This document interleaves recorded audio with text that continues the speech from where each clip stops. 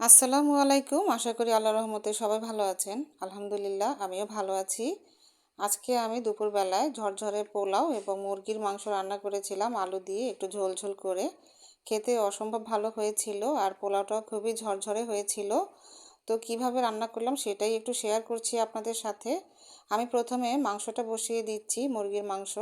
তো এখানে আমি চুলাতে একটি কড়াই বসিয়ে দিয়েছি এবং রান্নার তেল দিয়ে দিলাম। তেলটা যখন একটু গরম হয়ে গেল তারপর পেঁয়াজ কুচি দিয়ে দিলাম। এই পেঁয়াজগুলো একটু গ্রেট করা, একটু মিহি কুচি করা, তো যাই হোক আমি দিয়ে দিলাম। এবার ভেজে নিচ্ছি। মুরগির মাংস আমি কিন্তু ধুয়ে পানি ঝরিয়ে রেখেছি আগেই। তো পেঁয়াজটাকে একটু 2-3 মিনিটের মতো আমি ভেজে নিচ্ছি, হালকা একটু লালচে করে নিব।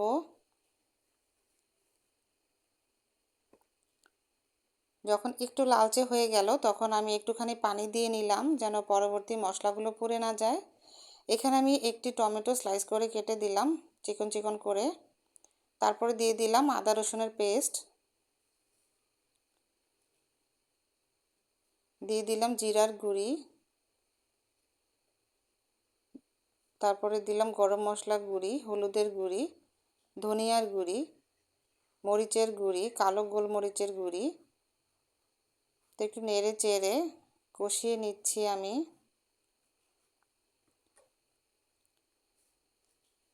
মোটামুটি 3-4 মিনিট কষিয়ে তারপর আমি মুরগির মাংসটা দিয়ে দিলাম আর দিয়ে দিলাম স্বাদ অনুযায়ী লবণ। তারপরে মশলার সাথে মাংসটাকে খুব ভালো করে মিক্স করব।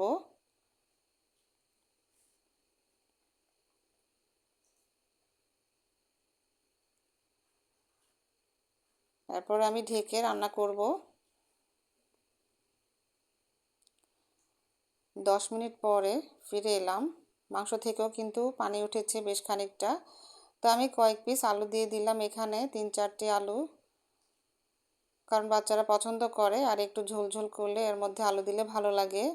আমি আরেকটি চুলাতে আমি পোলাও বসিয়ে দিচ্ছি। তো এবার একটি হাঁড়িতে আমি রান্নার তেল দিয়ে দিলাম। তেলটা গরম হলে এর মধ্যে আমি গ্রেট করা পেঁয়াজ দিয়ে দিলাম। পেঁয়াজ কুচি করেই দেওয়া যায়, আমার কাছে গ্রেট করাই ছিল তো সেটাই দিলাম। এই পেঁয়াজটাকেও আমি একটু নেড়ে চেড়ে লালচে করে ভেজে নেব।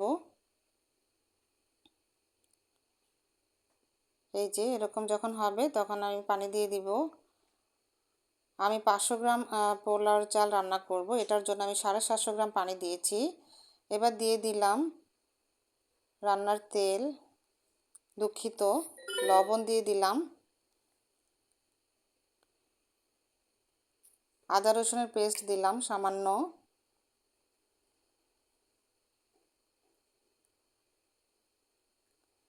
গোটা গরম মশলা দিলাম, দারচিনি, এলাচ এবং লবঙ্গ, কেওড়া জল দিয়ে দিলাম, গোটা কাঁচামরিচ দিলাম। এবার পানিটা বলক আসার জন্য অপেক্ষা করতে হবে। বলক চলে এসছে। তো আমি পোলার চালটা আগেই ধুয়ে পানি ঝরিয়ে রেখেছিলাম আধা ঘন্টা আগে, তো সেটাই দিয়ে দিলাম। 500 গ্রাম চাল আছে এখানে আর 750 গ্রাম পানি। তো এই যে কিছুক্ষণ পরের অবস্থা। এবার নেড়ে চেড়ে খুব ভালো করে একটু মিক্স করে নিচ্ছি। এই অবস্থায় চুলাটাকে মৃদু করে দিতে হবে, মৃদু আঁচে রাখতে হবে।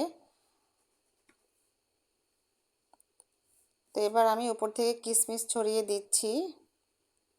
তারপর আবার ঢেকে রাখবো। চুলাটার উপরে আমি একটি তাওয়া বসিয়ে সেটার উপরে পাতিলটা দিয়ে রেখেছি। আর এখানে আমার মাংস কিন্তু একদমই হয়ে গেছে। তো আমি ঝোলের জন্য পানি দিয়ে দিলাম, আবারও ঢেকে দিলাম। আর এই সাইড থেকে আমার পোলাওটাও কিন্তু হয়ে গেছে। এবার আমি চুলাটাকে নিভিয়ে দিয়েছি আর এখন নেড়ে চেড়ে আমি ভালোভাবে মিশিয়ে ঢেকে রাখবো। আর মাংসটাও যখন এরকম মাখা মাখা হবে, ঝোল এরকম একটা পর্যায়ে হবে, তখন আমি চুলাটাকে নিভিয়ে নিলাম। এই যে পোলাওর এই অবস্থা ফাইনালি। আর এই হচ্ছে মাংস। তো খেতে কিন্তু খুবই ভালো হয়েছিল। আশা করি আপনাদেরও ভালো লেগেছে। আল্লাহ হাফিজ।